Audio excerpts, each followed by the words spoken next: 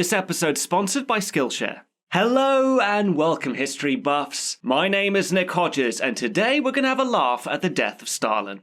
Based on the French graphic novel with the same name, this is a movie about the death and political fallout of one of the most evil human beings in history, the dictator of the Soviet Union, Joseph Stalin, who suffered a fatal stroke on the 1st of March, 1953. Oh yeah, it also happens to be a comedy. Like, seriously, this is one of the funniest films I've ever seen, and when I started my research, I was shocked to find out how some of its craziest moments turned out to be true. That was when I knew that I had to make this into an official review. So over the course of this video, I'll be going to a brief history of Stalin's rise to power, and reveal if this movie was at all accurate. Now, for those of you who haven't seen it, you may find the idea of a comedy like this in poor taste. But take it from me, you should really give it a chance. I think it does a great job of being respectful to the period, whilst also being able to satirize it authentically. Life is cruel, violent, and depressing, but sometimes a healthy sense of humor can make all the difference in the world, even finding it in something like the death of Stalin.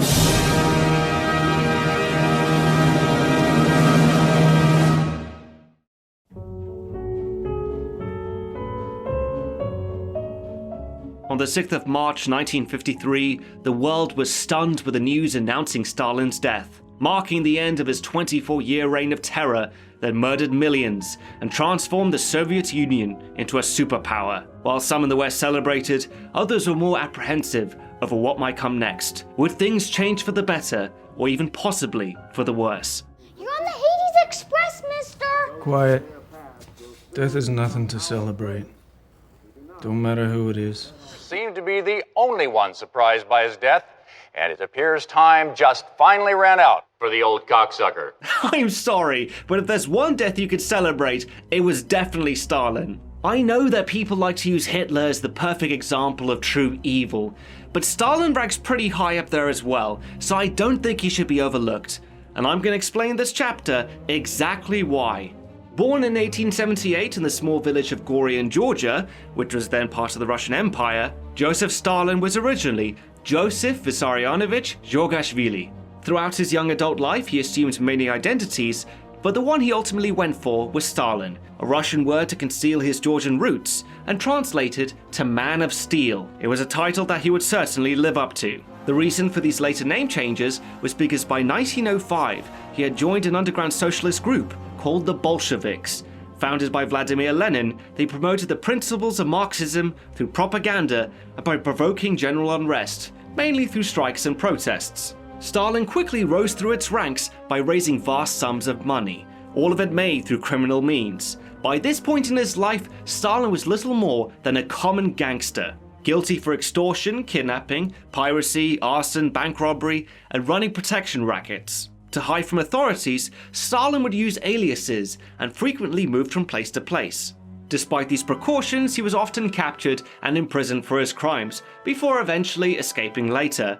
From the very beginning, he was regarded by Lenin as a reliable asset to the cause. This helped bring Stalin into the inner circle, and by 1917, the Bolsheviks had seized power in Russia during the October Revolution, and Stalin found himself in the Central Committee of the new communist government. But over the years, and despite his loyal service, Stalin was passed over for many of its top jobs.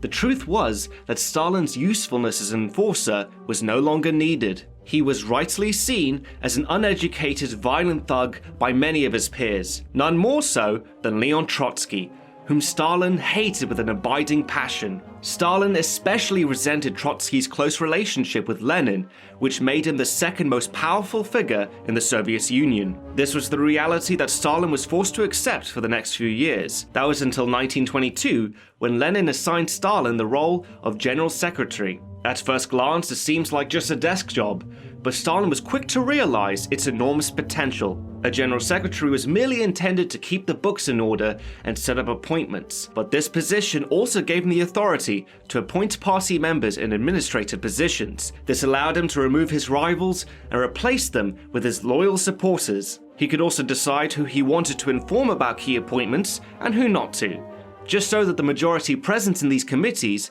would always be pushing his agenda.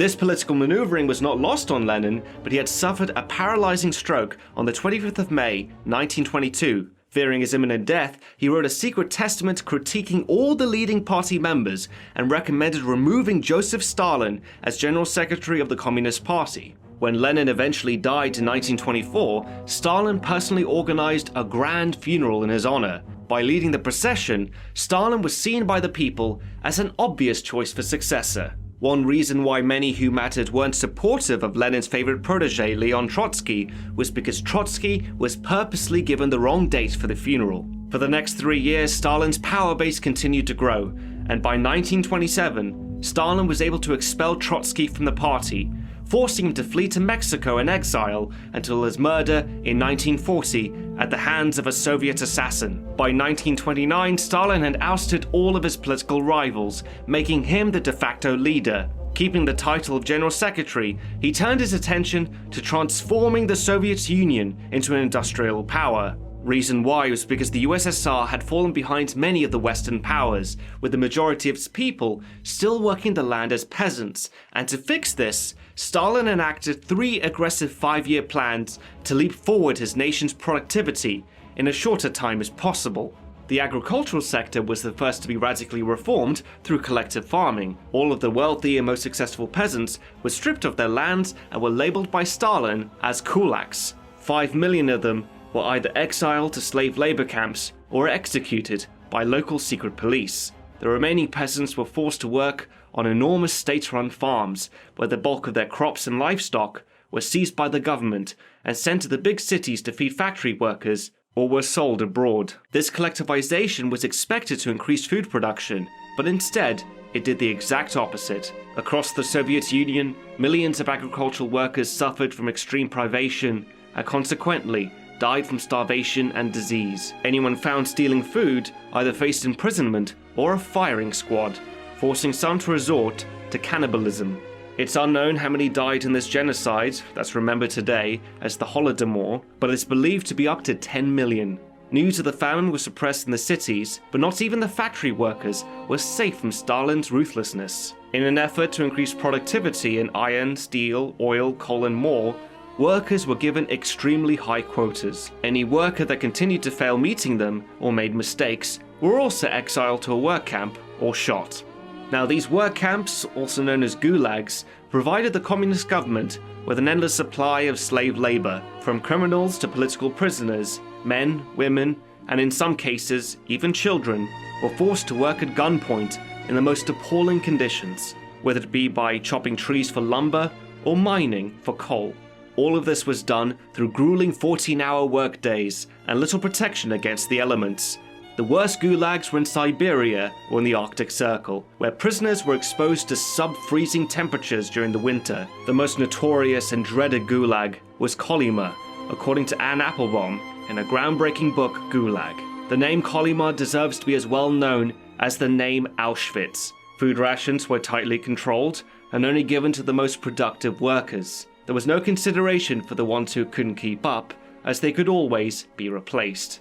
This resulted in 1 million dying from hunger, disease, or even simply exhaustion. Despite his barbaric methods, Stalin's plans to modernize the Soviet Union was beginning to work. Its achievements, often exaggerated by propaganda, always presented Joseph Stalin as an infallible leader. His portraits were hung in every factory and every home. In schools, children were taught that their loyalty was to Stalin first and their family second.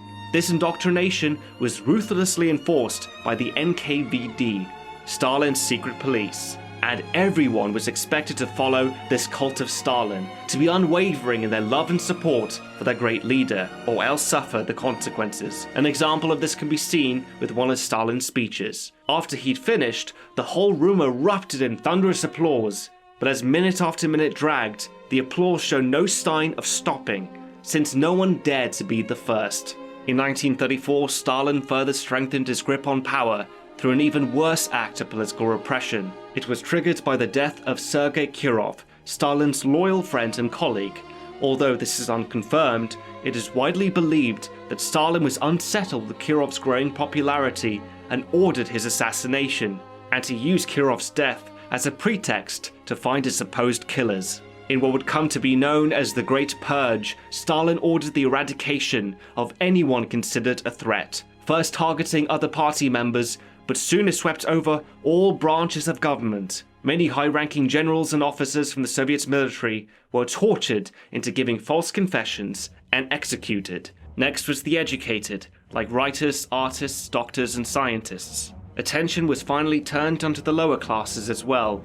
Regardless of innocence, and often at random, it came to a point where mass murder was committed just to meet quotas on Stalin's lists. By the end of it, it's estimated that up to 1 million people were killed or sent to the gulags. Its aftermath paralyzed the Soviet Union with fear and paranoia, crushing any preconception to resist. But as much as these crackdowns secured Stalin's position, they would have disastrous consequences for him later. On the 22nd of June 1941, Nazi Germany and its Axis allies invaded the Soviet Union, catching its armed forces completely by surprise. At first, Joseph Stalin couldn't believe it. In August 1939, he and Hitler had signed the Nazi-Soviet Pact, with both invading Poland later in September, but only Germany being made accountable for it by having war declared upon them by France and Britain. Aside from carving up Poland together, the pact meant to guarantee peace for at least 10 years, and Stalin was convinced that Hitler wouldn't be reckless enough to open up a second front, not without taking care of the British first. So when news broke of the attack, Stalin was so shocked by it that he locked himself away for weeks and refused to talk to anyone. During that time, the Red Army and Navy were fighting a losing battle. The Great Purge had eliminated many of its best officers, and the lack of effective leadership and experience helped pave the way for the Axis advance. Eventually, Stalin snapped out of his depression, and in the early days of fighting took personal control of his armed forces, despite having little battle experience and even less strategic and staff work knowledge. Aside from the gigantic casualties the Red Army suffered, there was a serious problem with the badly led troops retreating and deserting in huge numbers. To try and fix this, Stalin issued the infamous Order 227 to re-establish discipline and order in the only way he knew how. It instructed all officers and men to take not one step back. Disgraced soldiers and labor camp inmates were conscripted into what were known as penal battalions and sent to the most dangerous parts of the line. In large numbers, they were thrown against German defenses. Their sinister purpose was to act as human shields and protect the more experienced and valuable soldiers following behind. And if an assault failed, Order 227 required units at the rear of the line to shoot all who retreated. Stalin figured that the choice between German bullets and Soviet bullets would better sway the men. In reality, this cruel tactic did nothing but waste precious manpower, with hundreds of thousands dying under his command for month after month.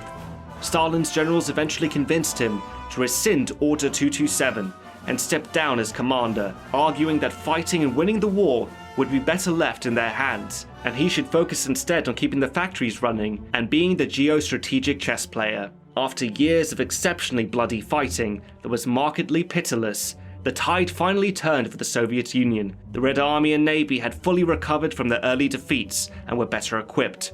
Soviet factories worked around the clock to provide tanks, aircraft, field guns, and ammunition. Stalin's aggressive efforts in industrialization had become the key to winning the war.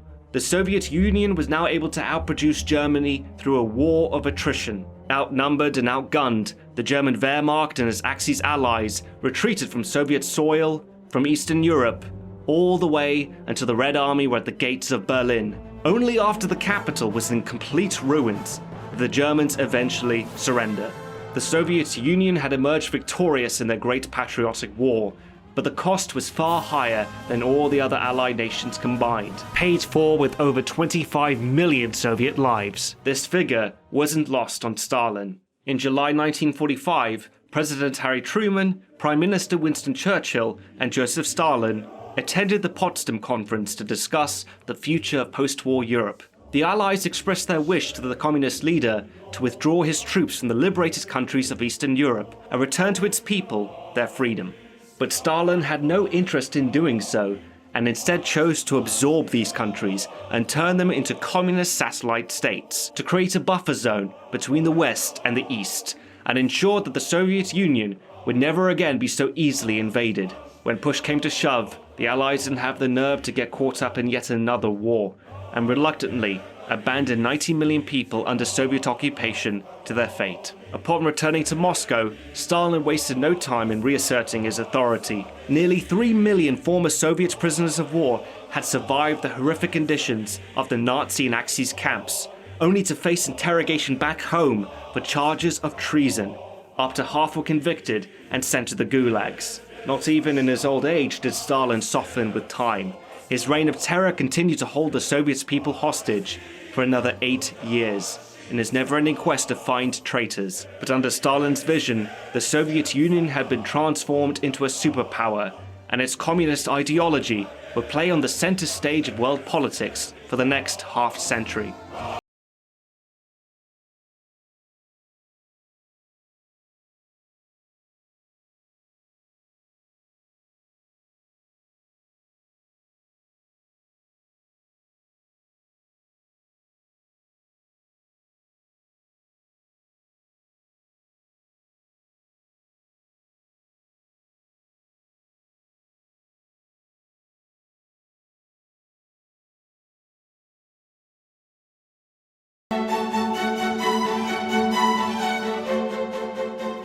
When the movie begins, it is 1953, and the people of the Soviet Union have endured decades of oppression by Stalin's secret police, which monitored and watched what everyone said or did.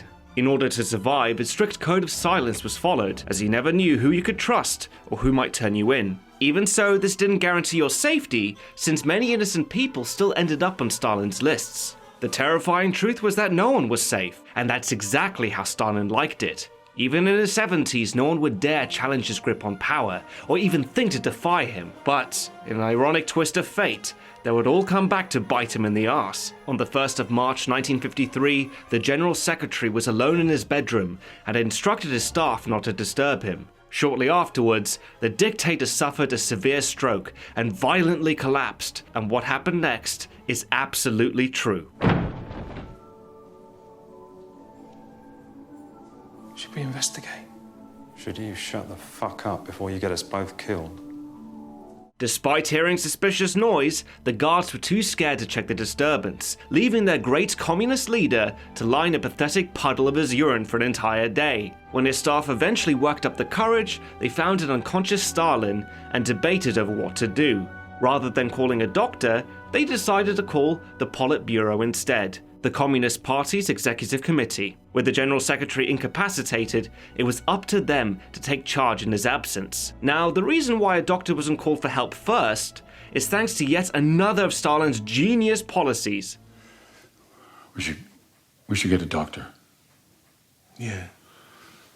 Yes, if only we hadn't put away all those highly competent doctors for treason, you remember? Just a year earlier, 1952, Stalin had begun planning another purge, one that would specifically target Jews. Known as the Doctors' Plot, Jewish doctors were accused of conspiring to murder Stalin and other Soviet leaders. Ostracized by an aggressive propaganda campaign, hundreds of Moscow's doctors lost their jobs and were rounded up, tortured, and awaited exile to a new series of gulags that Stalin was planning to build just for them. And seeing the Doctors' Plot through was something that Stalin adamantly believed in. This, of course, presented a dilemma for the committee. If they got the help of a highly skilled doctor, which many of the Jewish doctors were, and Stalin recovered, then he might perceive the act as treason. After much delay, a group of doctors was eventually assembled, but there was little they could do.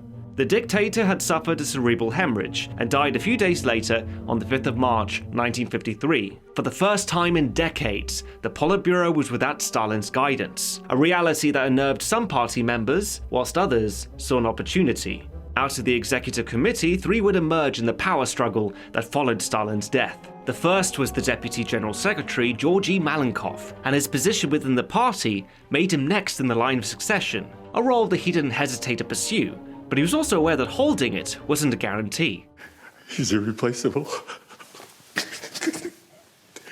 How can we possibly? All right, let's think of the people.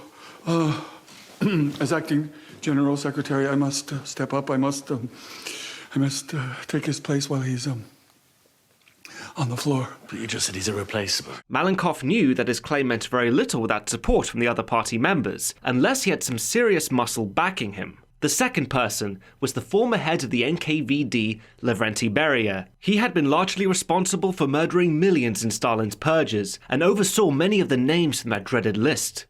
Shoot her before him, but make sure he sees it.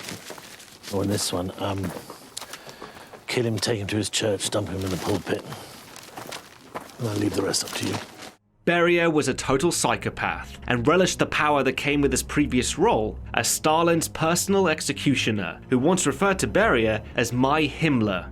Beria also sadistically enjoyed beating and raping hundreds of women and little girls. This reputation made him the second most feared man in the Soviet Union, and its most hated. But no longer under Stalin's protection, the crimes he had committed in his name had become a liability, and if he wanted to survive, Beria had to immediately take the reins left behind in this power vacuum and ally himself with Malenkov. And finally, the third person was Moscow party head Nikita Khrushchev, the very last man anyone suspected would make a power move. Up until now, he had never been particularly ambitious or seen as anything special. Some party members thought that the only reason Khrushchev was even part of the inner circle was simply because Stalin thought he was funny. It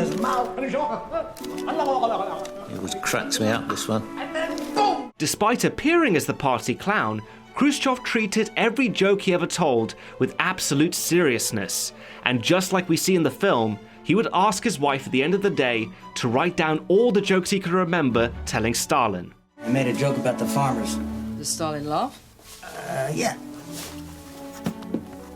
He made a joke about the Navy. No laugh. No more Navy jokes. Khrushchev's jokey demeanor had always been a strategic move, and as long as he kept his head down and stayed in Stalin's favor, then he had a good chance of surviving. But with Stalin gone, that was no longer a guarantee, especially if his rival Beria assumed power through the weak-minded Malenkov.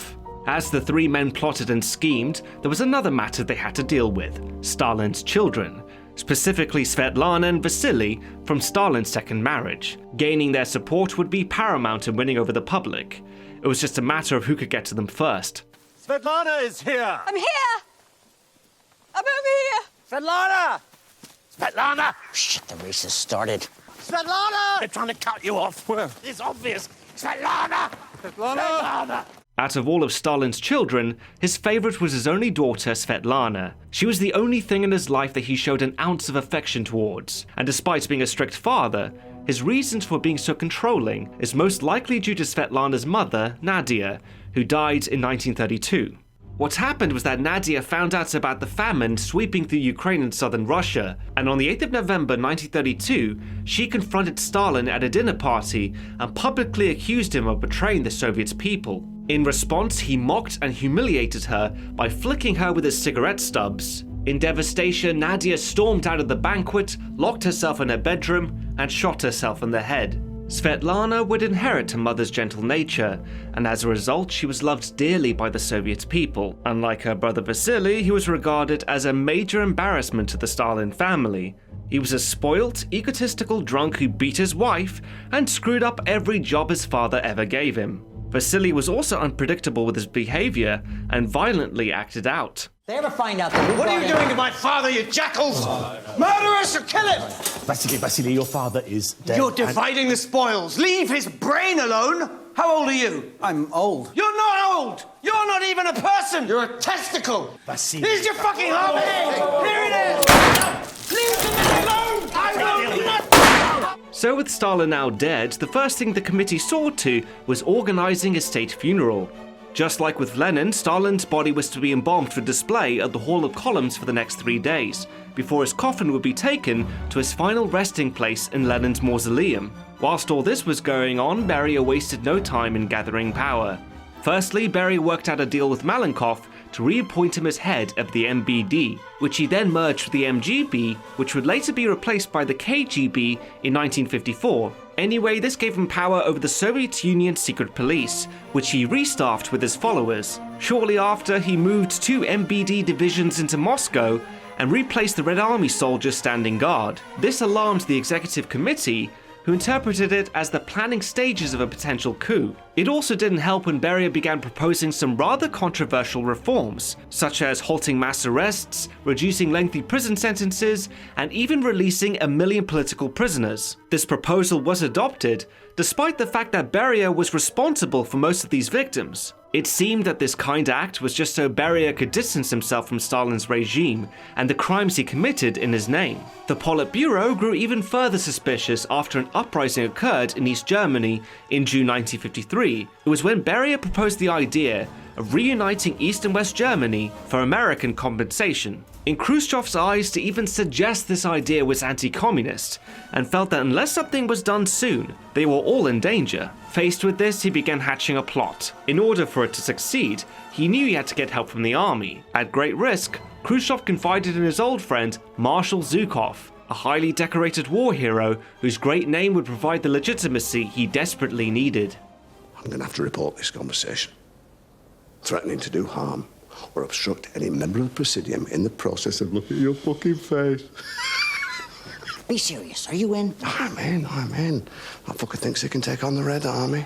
I fuck Germany. I think I can take a flesh lump in a fucking waistcoat. Over time, Khrushchev gathered support from all the party members. He was even able to recruit Beria's ally, Malenkov. On the 26th of June 1953, the Politburo assembled for a meeting. Unknown to Beria, Zhukov and a group of armed men were waiting nearby to arrest him. Khrushchev then proposed a motion for Beria's dismissal from the party as an anti-communist and a Western collaborator. Beria was stunned by the accusation, and very quickly things escalated. Before the vote could even be counted, Malenkov panicked and frantically hit the buzzer hiding beneath his desk. At the signal, Zhukov and his men burst into the room and took Beria into custody. A few months later, he was brought before a special tribunal without representation or a right to appeal. He was charged and sentenced to death for treason. So many times before, Beria had been on the other side and condemned countless of innocents to their deaths. Now that the tables are turned, Beria fell to his knees weeping and begged for his life. Please don't hurt me!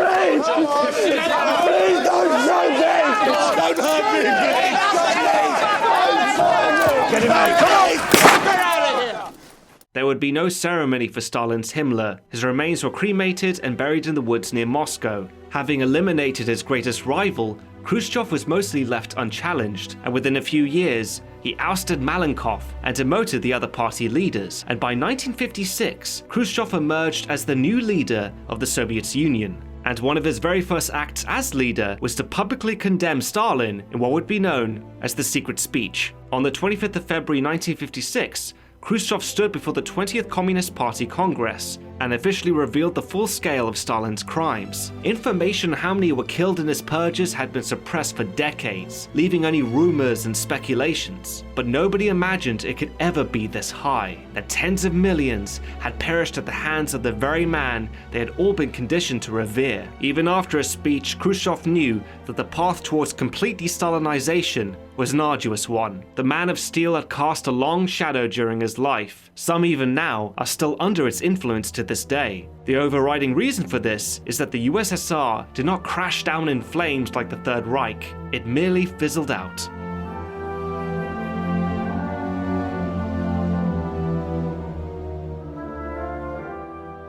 So now that I've covered the death of Stalin's historical background, let's find out how accurate it actually is. The main thing you'll notice is that whilst most of the film is based on real history, there's also a lot of creative liberties taken with the timeline. Sometimes real events that were separated by months or even years appear to all take place within just a few days. I'll get more into this a little bit later, but for now, here are the most interesting things I found in my research. Starting off with the concert we see at the very beginning. Although this is based on a real event, it didn't occur on the same night as Stalin's stroke in 1953, but way back in 1944. The story goes that Stalin was listening to the radio and heard a concert playing Mozart's Piano Concerto No. 23, and he enjoyed it so much that he called Radio Moscow to send him a recorded copy. The only problem was that it was a live broadcast and nothing had been recorded, leaving everyone in the studio absolutely terrified, because if you value your life, the last thing you want to do is disappoint Stalin. So the director decided that the only thing to do was to replay the entire concerto, record it,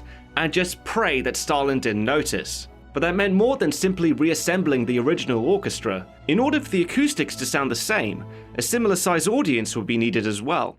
Okay, nobody leave, lock the doors, lock those doors. If you wouldn't mind just taking your seats again, please, that would be fantastic. Take your seat, take your fucking seats, take your seats. Don't worry, nobody's gonna get killed, I promise you.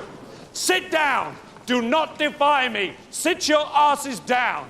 Despite what you see here, Stalin's real request didn't happen right after the performance, but much later when everyone had already gone home, and the entire orchestra had to be woken up in the middle of the night and rushed back to the studio. To fill in for the audience, random civilians were grabbed off the street and were told to sit in. However, this wasn't the only problem facing the director. For example, in the movie, we see the conductor become so terrified that he faints and knocks himself out, forcing the studio to find a second replacement as soon as possible, which is kind of true but not exactly.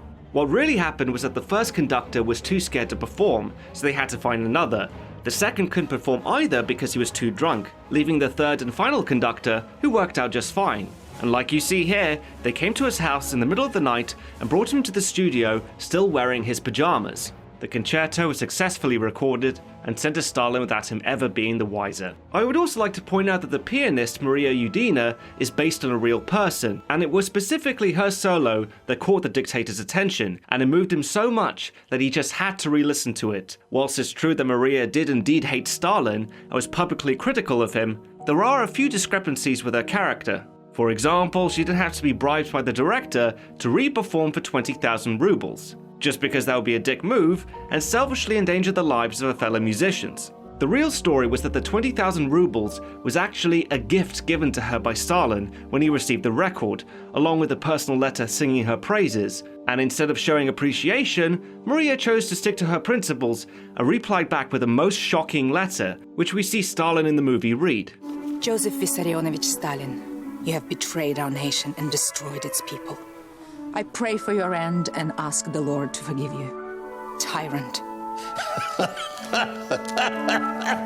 Now this isn't exactly what Maria wrote, but it's pretty close. The real letter wasn't as provocative with its language, but it did have the same connotations. Here's what Maria actually said. I thank you for your aid. I will pray for you day and night and ask the Lord to forgive your great sins before the people and the country. The Lord is merciful and he'll forgive you. I gave the money to the church that I attend. Even though this is tamer than what we see in the movie, it still took a lot of balls for her to say that. It would certainly be more than enough to have her shot. In the film, Stalin doesn't get that chance because he immediately collapses from his stroke. But the real Stalin had plenty of time to react to this defiance. At first, he read the letter aloud to his inner circle, who were more than willing to have this pianist arrested. But what happened instead was that Stalin decided to put the letter aside, and the subject was just dropped. The thing was that Maria Udina was Stalin's favorite pianist, and he just couldn't bring himself to kill her. And it's said that years later, Maria's concerto was heard on Stalin's record player as he lay there dying. Next, let's talk about the dinner party scene with Stalin's inner circle, and I'm happy to say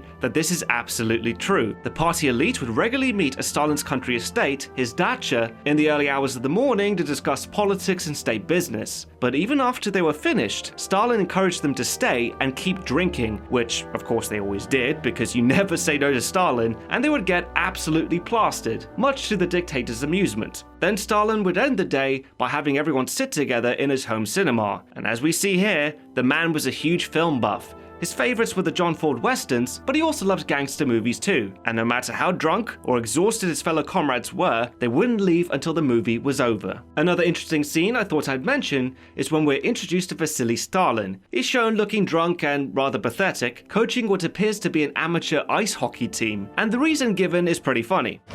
When we play Hungary, are we allowed to use guns? Come on, General, these are the best I can find since the plane crash. What plane crash? There was never a plane crash. Was there a plane crash? Soviet planes do not crash, and Stalin's son does not fuck up. Yes, he most certainly did. This little story is also pretty accurate. Vasily Stalin was president of the Soviet sports club VVS Moscow, which represented the Soviet Air Force. And on July 7th, 1950, a plane carrying his ice hockey team crashed in a heavy snowstorm, and apart from 3 players who were not on board, everyone else was killed. Terrified with how Stalin would react, Vasily covered everything up, replaced the entire team, and prayed his dad didn't notice. And hilariously enough, he never did. The only difference here is that the plane crash in the film appears to have happened fairly recently, whilst the real one was just a few years before. So moving on from there, we have the former foreign minister, Vyacheslav Molotov. Despite being a loyal friend and supporter of Stalin, we are told that years before, the dictator had arrested Molotov's wife Paulina for bogus charges of treason. This is also fairly accurate and happened in 1949. Just like her husband, Paulina was also a politician. and she befriended Golda Meir, who arrived in Moscow in November 1948 as the first Israeli envoy to the USSR.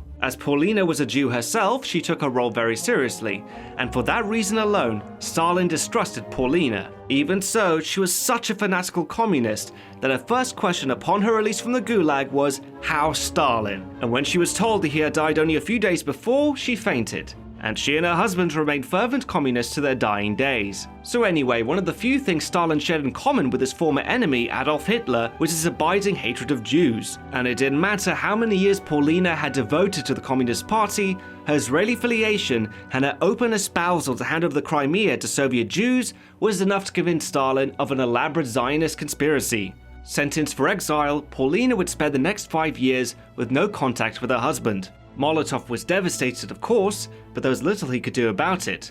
To defend Paulina or press Stalin risked certain death, so he dropped the matter and continued serving the party. There's a scene where Molotov loudly denounces her as a traitor and a criminal. Unaware that she's just in the next room, he immediately drops the act when they're reunited. At least it seems like an act, because later on Molotov still continues to slag off Paulina behind her back, giving the impression that he's so blinded by his loyalty to the party that he can't accept his wife's innocence. Which just isn't true. The real Molotov never stopped loving his wife, nor did he forget about her. Throughout Paulina's exile, he'd regularly ask Beria for any news about her well-being, and it may also not have been Beria's idea to release Paulina in the first place. According to journalist Douglas France, on the 9th of March, the day of Stalin's funeral, it just so happened to be Molotov's birthday. When Malankov and Khrushchev wished him happy birthday, they asked him if there was anything he'd like, which Molotov coldly replied, "Give me back Paulina," and a week later, she was returned. And the last things I'll be covering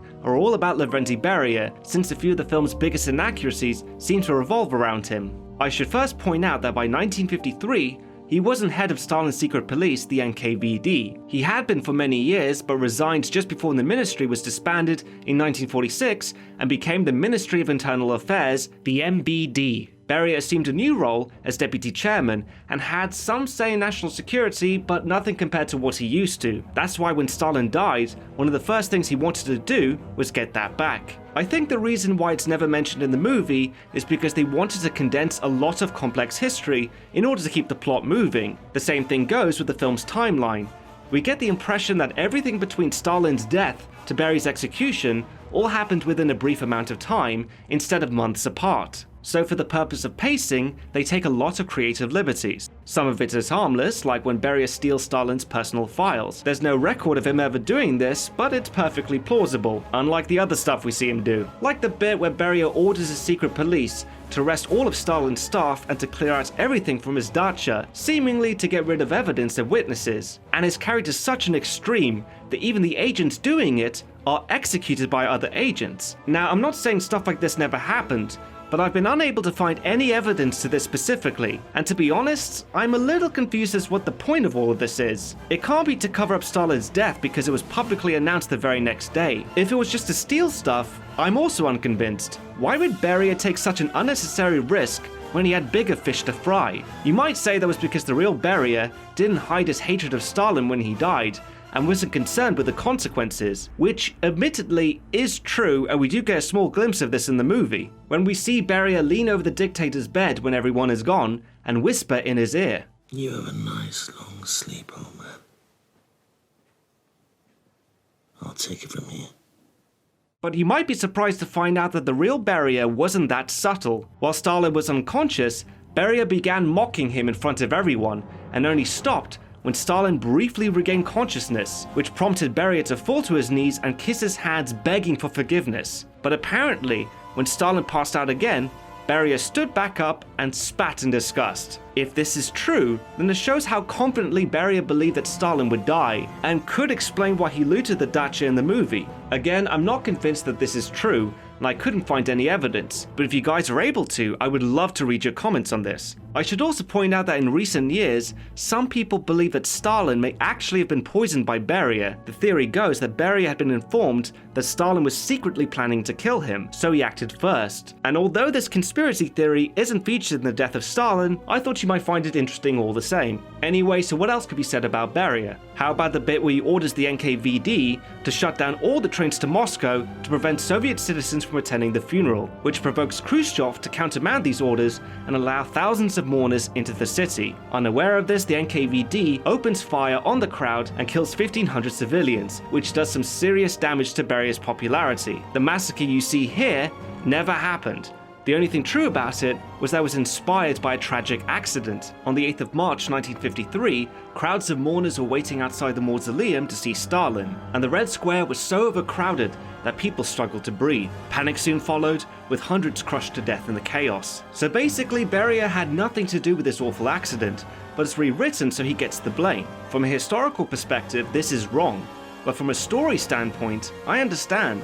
Although Beria didn't massacre civilians in this circumstance, and he wasn't head of the NKVD as shown at the beginning of the movie, he did do all this stuff and more back in the day. In order to understand just how much of a monster Beria was, the audience needs to actually see it for themselves. And while the examples given may be inaccurate, at least they are historically authentic.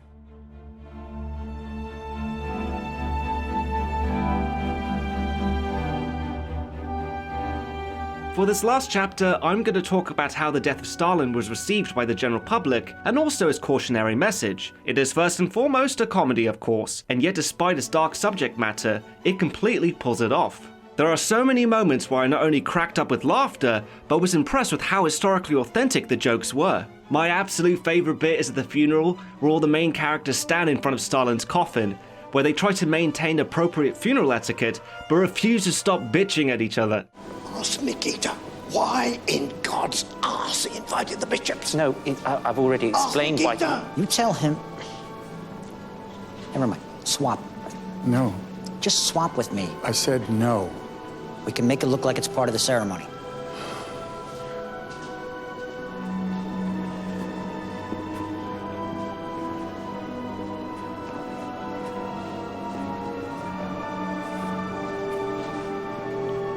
What the fuck are you doing? As you can see, the writing and performances perfectly complement each other. And this might sound strange, but I love the fact that no one attempts a Russian accent. Most actors can't pull it off convincingly, even some of the greatest tend to over-exaggerate. Like I know many of you love Gary Oldman's Russian accent in Call of Duty World at War, but even he will admit that's pretty silly.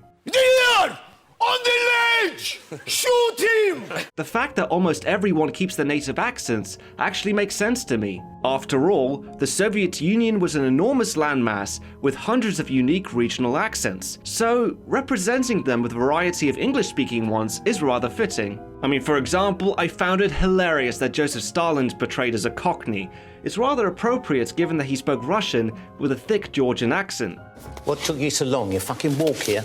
Now, delivering on the comedy is one thing, but the film also needed to accurately portray just how repressive life was under communism, and to that extent, it succeeded. It did so well, in fact, that The Death of Stalin wound up getting banned in Russia. The topic of Stalin still seems to be a controversial issue, and has left some Russians feeling divided. One example of this could be seen when two Russian journalists got into an argument about the death of Stalin. They first began by discussing the film, but then the topic turned into whether victory in the Second World War should be credited to Stalin or to the Soviet people.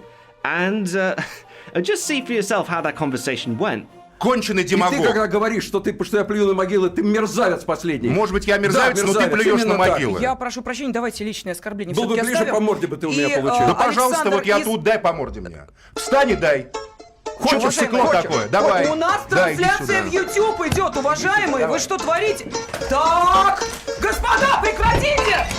Now, a funny thing to know is that the Kremlin used this little scrap to justify the ban, with the president's press secretary Dmitry Peskov saying, and I quote, "If these dinosaurs can't keep their emotions in check, then what is there to say about everyone else?" This idea that Russians can't handle watching the death of Stalin was echoed by the culture ministry who banned it, as they felt it was an insulting mockery of the Soviets' past. But that didn't seem to be the case for at least one cinema in Moscow who defied the ban and screened the movie to a full audience, most of whom didn't seem to mind. Что я жила в то время, все очень хорошо помню.